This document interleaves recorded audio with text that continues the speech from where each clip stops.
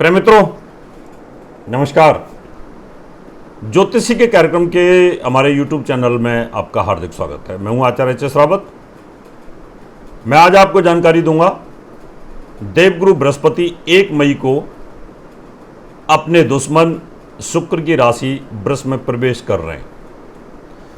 पूरा 1 साल 15 दिन आपके लिए कैसा रहेगा, जानकारी दूंगा आज कर्क राशि की। कर्क राशि वाले पूरा अपने 1 साल का मैनेजमेंट कर सकते हैं।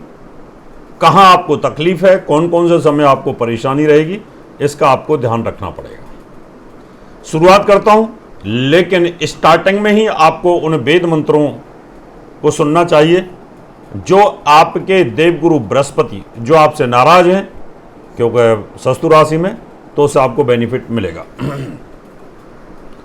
ओम बृहस्पते अति अदर्यो अर्हाधो द्रंदभातु कृतमज्जनेषु यद्दि दयच्छ अवसः ऋतुः प्रजातः तदस्य मासु द्रोणम देहि चित्रम उपयाम गृहीतो असिः बृहस्पते त्वयस्ते योनि बृहस्पते त्वयः देवानां च मुनीनां च गुरुं काश्चन सन्निभं बुद्धिभूतं त्रिलोकानां देवगुरु बृहस्पति नमामि तुभ्यम्।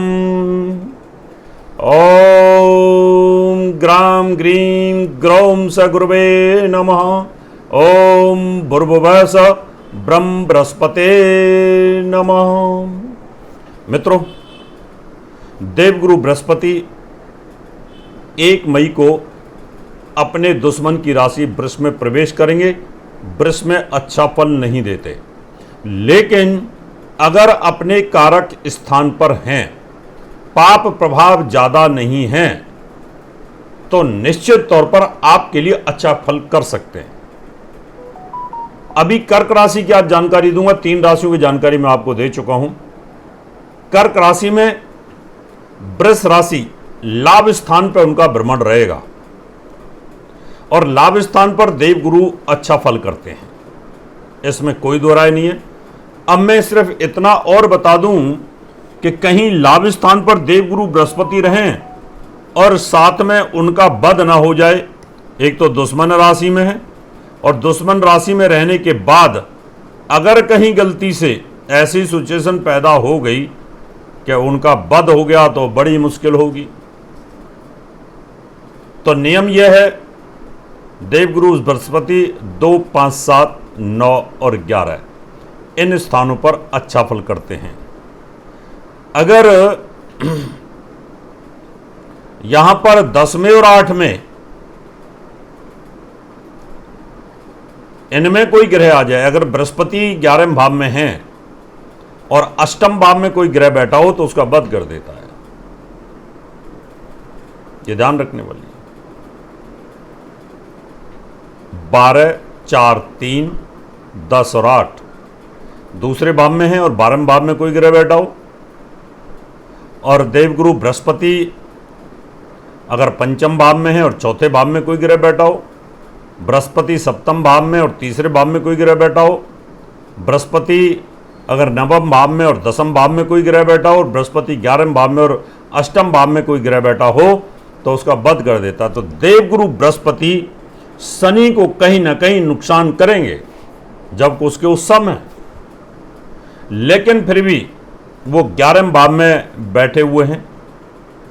6 मई से लेकर के और 3 जून तक प्रवेश करते ही वो अस्त हो जाएंगे। अस्त होने पर उनका क्या नुकसान आपको होने वाला है, ये बता देता हूं। रोग, चोट, ऋण का स्वामी अपने 6ठे भाव से 6ठे में बैठना, अस्त होना, तो एक अच्छा योग नहीं है, लेकिन फिर भी आपको रोग, चोट, ऋण से मुक्ति मिलने का योग बनता है। भाग्य का स्वामी यहां पर अस्त हो जाएगा, अपनी राशि से 3रे, अपनी राशि से 6ठे हैं। तो यहां मैं ये कह सकता हूं कि 6ठे का 11वें भाव में जाना और केतु की दृष्टि में जाना, तो ये कहा जा सकता है कि विपरीत राजयोग में आपको पैसा देंगे। तो यहां पर इसकी स्थिति आपको विपरीत राजयोग में धन देने की स्थिति है।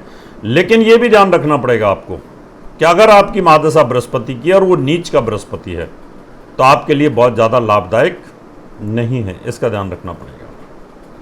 आगे की जानकारी दूं उससे पहले मैं आपको बता दूं 16, 17, 18 तारीख को अप्रैल में मैं बम्बई विले पार्ले वेस्ट में हूं। आप अपनी कुंडली दिखा सकते हैं, वास्तु विजिट करा सकते हैं, पूजा पाठ के लिए भी आप संपर्क कर सकते हैं। उसके बाद मैं द्वारका गुजरात में एक ज्योतिष सम्मेलन है दिलीप अवस्थी जी का, उसमें मैं रहूँगा। वहाँ भी अगर कोई मिलना चाहे तो आप मिल सकते हैं, वहाँ समय कम रहेगा मित्रों। और उसके बाद और मैं आपको जानकारी दूं 4 मई को और 10 मई को मैं अहमदाबाद में भी रहूँगा, वहाँ भी आप मुझे संपर्क कर सकते हैं। चलिए अब शुरुआत करते हैं। मैं आपको बताऊं 10 अक्टूबर से लेकर 4 फरवरी तक देवगुरु बृहस्पति बकरी रहेंगे। इसका मतलब यहां पर बकरी होने का मतलब है कि केंद्र की तरफ बकरी होने का पीरियड। इस बीच में आपको अच्छा वक्त आने का योग बनता है। 10 अक्टूबर से 4 फरवरी 2025 तक बकरी अवस्था में बृहस्पति यहां आपके लिए अच्छा फल देंगे बजाय मार्गी रहने के। और कर्क वालों के लिए तो वैसे भी 2025 के बाद भी बहुत ज़्यादा अच्छा नहीं है, क्योंकि एक शत्रु राशि से निकलेंगे दूसरी शत्रु राशि में चले जाएंगे। अगर आपकी बृहस्पति की दशा चल रही है और आपका बृहस्पति इस समय गोचर में मूवमेंट करेगा तो बहुत अच्छी उम्मीद नहीं कर सकते। और ये 29 मार्च तक का फेस है। 29 मार्च को यहाँ से शनिदेव हट जाएंगे, तो अप्रैल और मई लास्ट के 2 महीने आपको बृहस्पति अच्छा फल दे जाएगा, क्योंकि शनि के हटते ही देवगुरु बृहस्पति का जो बद योग है वो हट जाएगा यहाँ से, और फिर एक पॉजिटिव साइन आपको देखने को मिलेगा, एक अच्छा योग मिलेगा। 4 फरवरी के बाद आगे बढ़ते चले जाएंगे और लास्ट में मृगशिरा नक्षत्र के दोनों नक्षत्रों को पार करते हुए फिर 15 मई 2025 से आगे की तरफ ट्रांजिट करते चले जाएंगे। यानी ये ध्यान रखना है कि देवगुरु बृहस्पति 11वें भाव में बहुत अच्छा तो नहीं करेंगे, लेकिन आपके लिए कुछ पॉजिटिव बनाएंगे। रोग, चोट, ऋण, इन सब से मुक्ति देने का योग आपको मिलेगा, एक अच्छा योग यहाँ पर मिलेगा। मित्रों, ये था देवगुरु बृहस्पति का कर्क राशि में प्रवेश। आगे सिंह राशि की जानकारी देंगे। आप अपनी कुंडली दिखाना चाहते हैं, बम्बई में मिलना चाहते हैं, चंडीगढ़ में मैं रहूँगा, वहाँ भी अगर आप मिलना चाहते हैं, या आप अहमदाबाद गुजरात में मिलना चाहते हैं, तो चंडीगढ़ में 4 मई को और अहमदाबाद 10 मई को मैं रहूँगा। अपॉइंटमेंट लेकर के आप मुझे मिल सकते हैं। ये नंबर्स आ रहे हैं, इन नंबरों पे आप संपर्क कर सकते हैं। अब मैं आपसे हाथ लेता हूँ, नमस्कार। और मुझे संपर्क करने के लिए ये नंबर आपको स्क्रीन पे दिखाई दे रहे हैं। लेकिन अगर आप वास्तु विजिट कराना चाहते हैं और वास्तु विजिट के साथ एक कुंडली फ्री दिखाना चाहते हैं, तो आप सुमित रावत आर्किटेक्ट हैं, टॉप हैं, साथ में एस्ट्रोलॉजर, वास्तु कंसल्टेंट भी हैं। उन्होंने किताब भी लिखी है वास्तु के ऊपर, आप उनसे संपर्क कर सकते हैं। मैं उनका आपको नंबर और एड्रेस दे रहा हूँ। प्रिय मित्रों, आप सबके लिए खुशखबरी। वास्तु व ज्योतिष के क्षेत्र में फुल टाइम प्रैक्टिस के लिए आ चुके हैं Sumit Rawat ji, vastu expert and astrologer, gold medalist from Maharshi Parashar ज्योतिष विद्यालय। यदि आप भी अपने घर को व जीवन को सुखमय बनाना चाहते हैं, वास्तु दोष के उपाय सहित residential, commercial, industrial vastu visit व नक्शा बनवाने के लिए संपर्क करें 9911692866। हमारा एड्रेस है सुमित रावत Q15 सेक्टर 12 नोएडा। और हाँ दर्शकों, एक वास्तु विजिट व नक्शा बनवाने पर पाएं एक कुंडली का विश्लेषण बिल्कुल फ्री।